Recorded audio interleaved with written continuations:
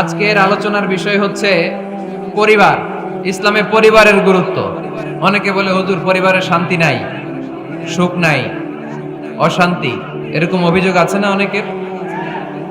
আমরা আমাদের পরিবারগুলো শান্তিময় হোক, সুখী সমৃদ্ধ হোক, আমাদের প্রত্যেকের পরিবারগুলো জান্নাতি পরিবার হোক, আমরা চাই কি চাই না?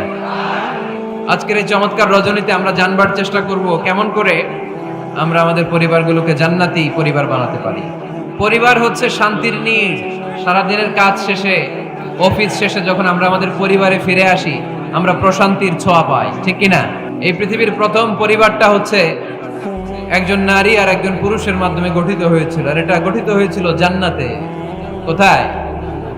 জান্নাতে। দুই সদস্যের পরিবার, একজনের নাম আদম, আরেকজনের নাম হাওয়া আলাইহাস সালাম। এই দুইজনকে আল্লাহ তাআলা জান্নাতে বিয়ে পড়িয়েছেন। সুবহানাল্লাহ পড়বেন না? এর কারণ আমাদের শৈশব আছে, কৈশোর আছে, আছে না? কিন্তু আদম আলাইহিস সালাম আর হাওয়া আলাইহাস সালামের শৈশব নাই, কৈশোরও নাই, যৌবন দিয়েই জীবন শুরু, ঠিক কিনা? আদম আলাইহিস সালামের শৈশব ছিল, কথা বলেন। হাওয়া আলাইহাস সালামের শৈশব ছিল, কৈশোর ছিল। পৃথিবীতে এসেই দেখলেন যুবক আর যুবতী, ঠিক কিনা? আদম আলাইহিস সালাম এবং হাওয়া আলাইহিস সালাম এই পৃথিবীর প্রথম দম্পতি, প্রথম নারী এবং পুরুষ, প্রথম হাজবেন্ড এন্ড ওয়াইফ। এই দুইজনের পরিবার গঠনের মধ্য দিয়ে এই পৃথিবীতে পরিবার শুরু। ওনাদের গর্ভে আল্লাহ জোড়ায় জোড়ায় সন্তান দিতেন। একবারেই একটা ছেলে একটা মেয়ে একসাথে হতো। এর পরের বছর আবার একটা ছেলে একটা মেয়ে। এইবারের ছেলের সাথে পরের বারের মেয়ের বিয়ে, এইবারের মেয়ের সাথে পরের বারের ছেলের বিয়ে। সুবহানাল্লাহ পড়েন। কারণ সম্বন্ধ করার মতো, আত্মীয় করার মতো আর কোনো মানুষ পৃথিবীতে আছে? ওনারা প্রথম মানব, প্রথম মানবী। এজন্য আল্লাহ তাআলা এইভাবে এই দুই নরনারীর মধ্য দিয়ে পৃথিবীর বুকে এই বিশাল মানব জাতিকে বর্ধিত করেছেন। এখন পৃথিবীতে প্রায় 200টা দেশ, 700 কোটিরও বেশি মানুষ, সব আমরা ভাই ভাই। আমাদের আদি পিতা আদম, আমাদের আদিমাতা হাওয়া আলাইহাস সালাম, আমাদের গোড়া এক। আমরা কেউ মুসলিম, কেউ বৌদ্ধ, কেউ মুসলিম, কেউ হিন্দু, কেউ মুসলিম, কেউ খ্রিস্টান, কিন্তু আমাদের আদি পিতা আর আদি মাতা একজন। চিল্লায় বলেন ঠিক কিনা? আমাদের গোড়া এক। হিন্দু বৌদ্ধ হইলেও আমরা ভাই ভাই, মানবতার দিক থেকে ভাই। আর আমরা হলাম ইমানি ভাই, ঠিক কিনা? দেখেন, যেখানে হিন্দু লোকটাও আমার ভাই, বৌদ্ধ লোকটাও আমার ভাই, খ্রিস্টানও আমারও ভাই, সেখানে আমরা মুসলমানরা একসাথে এক টেবিলে বসতে পারি না।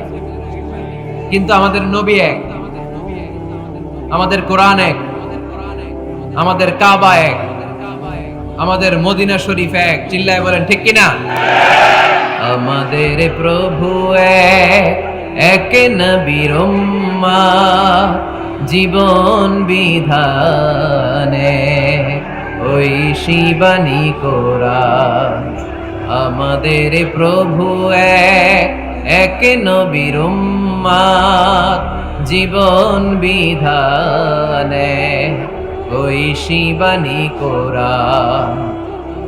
তবে কেন এক নও হে মুসলমান, একে হও করিয়া হবান, ঠিক কিনা? বাইতুল্লাহ এক, মদিনা শরীফ এক, উহুদ পাহাড় এক, বদরের মাঠ এক, ঠিক কিনা? বাইতুল্লাহ এক, মদিনা শরীফ এক, উহুদ পাহাড় এক, বদরের মাঠে। একটা তো জীবন আর মরণ যে একটাই, একে সাথে মিলে মিশে একটাই প্রাণ। তবে কেন এক নও হে মুসলমান, একে হও করিয়া হবান। আমাদের প্রভু এক, নবীর উম্মাহ, জীবন বিধানে ওই শিবানী কোরা। তবে কেন এক নও হে মুসলমান, একে হও করিয়া হবান। ঠিক কিনা? সবাই আমরা এক, ঐক্যবদ্ধ থাকতে হবে। সীসা ঢালা প্রাচীরের মতো বিশ্বনবী এসেছেন মিলাতে। বিষ্ণু ইসলাম আলাদা করতে আসেন নাই, আমরা আলাদা করতে পছন্দ করি। আছে না নাই? শুরুতেই জিজ্ঞেস করি, তুই কোন পীরের মুরিদ? কোন পীরের মুরিদ? কোন ইসলামিক দল করেন? বিএনপি না আওয়ামী লীগ, জামাত না জাতীয় পার্টি? আছে না নাই? ভাগাভাগি। আল্লাহর হাবিব সাল্লাল্লাহু আলাইহি ওয়াসাল্লাম মানুষকে মানুষ হিসেবে মর্যাদা দিতেন। এক ইহুদির লাশ দেখে আল্লাহর হাবিব দাঁড়িয়ে গেলেন। সাহাবারা বললেন, ইন্নাহু ইয়াহুদি ইয়া রাসূলুল্লাহ। আপনি দাঁড়িয়ে গেলেন যে এটা তো ইহুদির লাশ, কার লাশ? আল্লাহর হাবিব সাল্লাল্লাহু আলাইহি ওয়াসাল্লাম বললেন, আওয়ালাইসাত নাফসান, এটা কি মানুষ না? হোক না ইহুদি, হোক না আস্তিক আর নাস্তিক, এটা তো মানুষ। আমি মানুষকে সম্মান করেছি। আওয়াজ করে পড়েন সুবহানাল্লাহ। আল্লাহ রাসূল সাল্লাল্লাহু আলাইহি ওয়াসাল্লাম মানুষকে মানুষ হিসেবে কনসিডার করতেন।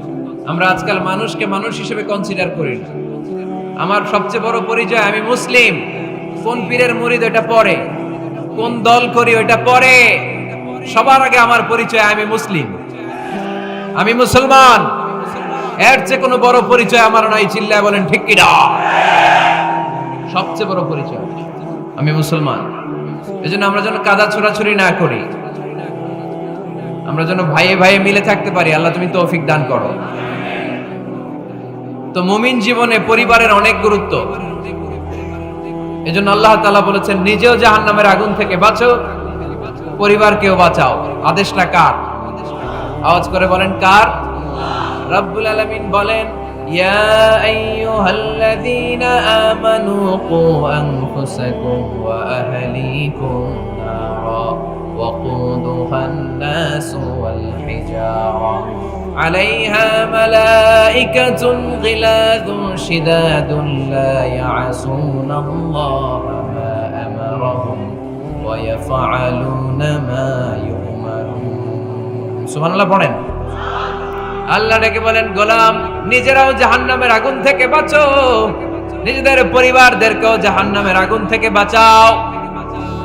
নিজেও জাহান্নামের আগুন থেকে বাঁচো, নিজের মাকেও বাঁচাও, নিজেও বাঁচো, বাবাকেও বাঁচাও। নিজেও জাহান্নামের আগুন থেকে বাঁচো, নিজের স্ত্রীকেও বাঁচাও। নিজেও জাহান্নামের আগুন থেকে বাঁচো, নিজের সন্তান সন্ততিদেরকেও বাঁচাও। ঠিক কি না? নাকি আপনি একা জান্নাতে যেতে চান? আমি জান্নাতে, আমার বাবা জাহান্নামে, এটা ভালো লাগবে? আমি জান্নাতে, আমার মা জাহান্নামে, এটা আমরা চাই? আমি জান্নাতে, আমার স্ত্রী জাহান্নামে, আমি জান্নাতে, আমার ছেলেরা জাহান্নামে, এটা চাই আমরা? আমরা চাই সবাই মুমিন পরিবার দুনিয়াতে যেমনি একসাথে, আমরা জান্নাতেও থাকবো একসাথে। আওয়াজ করে বলতে হবে, ঠিক কি না? কু আনফুসাকুম ওয়া আহলিকুম নারা। নিজেও জাহান্নামের আগুন থেকে বাঁচো, পরিবারকেও বাঁচাও। নিজেও জান্নাতি হতে হবে, পরিবারের সব সদস্যদেরকেও জান্নাতি সদস্য বানাতে হবে। এজন্য আল্লাহর হাবিবকে আল্লাহ পাক আদেশ করছেন, ওয়া আমুর আহলাকা বিসসালাতি ওয়াসতাবির আলাইহা। ও নবী, আপনি একা নামাজ পড়লেই হবে না। আপনার কন্যা ফাতেমারে নামাজের কথা বলেন, আপনার কন্যা জাইনাবকে নামাজের কথা বলেন, রুকাইয়াকে নামাজের কথা বলেন, উম্মে কুলসুমকে নামাজের কথা বলেন। আপনার প্রাণাধিক প্রিয় স্ত্রী খাদিজাকেও নামাজের কথা বলেন, আপনার স্ত্রী আয়েশারেও নামাজের কথা বলেন। ঠিক কি না? নামাজ একা বললে হবে না। আপনিও নামাজে যাবেন, সন্তানটারেও নামাজে নিয়ে যাবেন। মসজিদে পারা যাবে না? আপনাদের এলাকার মসজিদগুলোকে বাচ্চাদেরকে ঢুকাতে দেন তো আপনারা? মসজিদে বাচ্চাদেরকে নিয়ে আসা যাবে না, নিষেধ। এরকম সাইনবোর্ড আছে? বাচ্চাদেরকে নিয়ে ঢুকবেন, একেবারে ছোট বাচ্চা না, মসজিদের আদব বুঝে, বুঝাইলে বুঝবে, ডায়াপার পরিয়ে নিয়ে যাবে। বাচ্চারা দুষ্টামি করবে, এটা ঠিক, লাফালাফি করবে। তো দুষ্টামি লাফালাফি তো বাচ্চারাই করবে না, আমরা করব? কথা বলেন। 70 বছরের এক মুরব্বী যদি লাফায়, বয়স কত? উনি লাফাইতেছে, চকলেট দাও, চকলেট দাও, ভাল লাগবে? এই আবদারটা বাচ্চারা করলে ভাল লাগবে, ঠিক কিনা?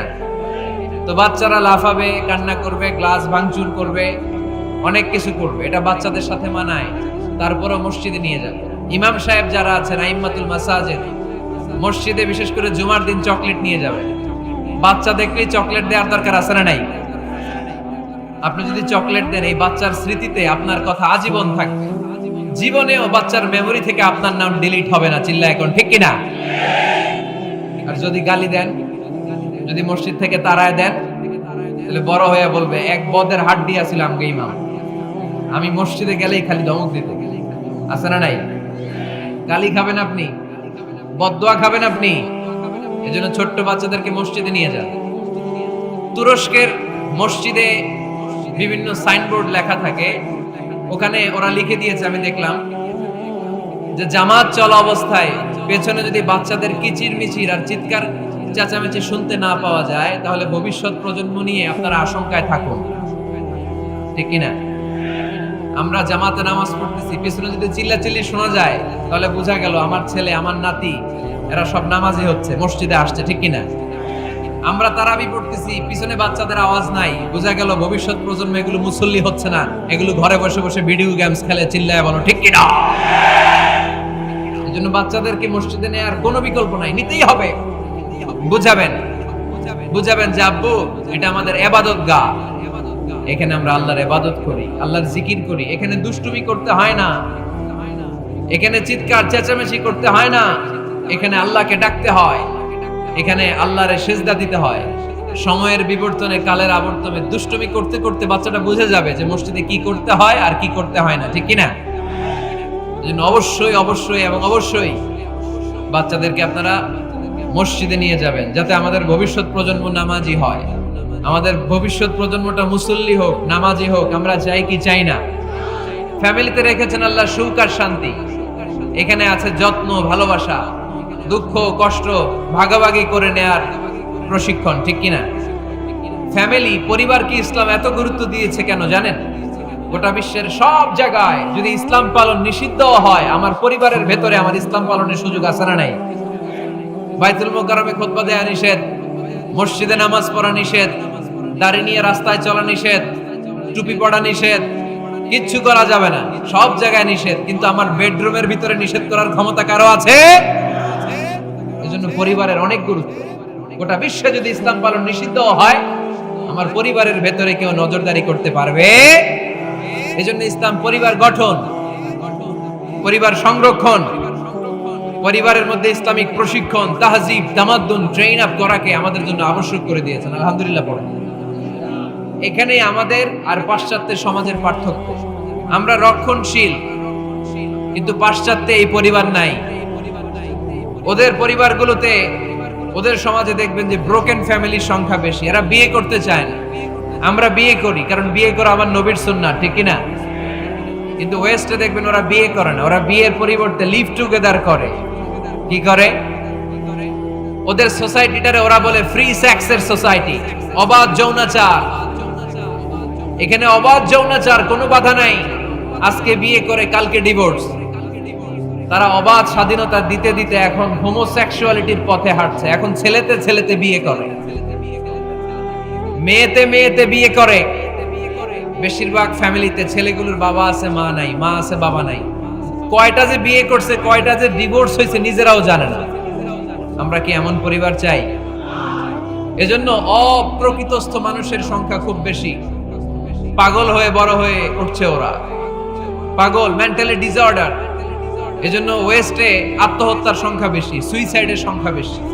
প্রায় শুনবেন একজন লোক গান নিয়ে বেরোয়, রাস্তার কিছু লোককে শুট করেছে, কিছু লোককে হত্যা করার পরে নিজে নিজেকে সুইসাইড করে শেষ। এরকম আছে না নাই? কিন্তু আমাদের মুসলিম সমাজে কি এগুলো আছে? নাই। কারণ আমাদের পারিবারিক বন্ধন আছে না নাই? আমরা বাবা মা ভাই বোন আমাদের ভালোবাসাগুলো একাকার করে ফেলি। এজন্য আমাদের ভালোবাসা দিবস লাগে না। ওদের মধ্যে ভালোবাসা নাই, এজন্য বছরের একদিন 14ই ফেব্রুয়ারিতে ওদের ভালোবাসা লাগে।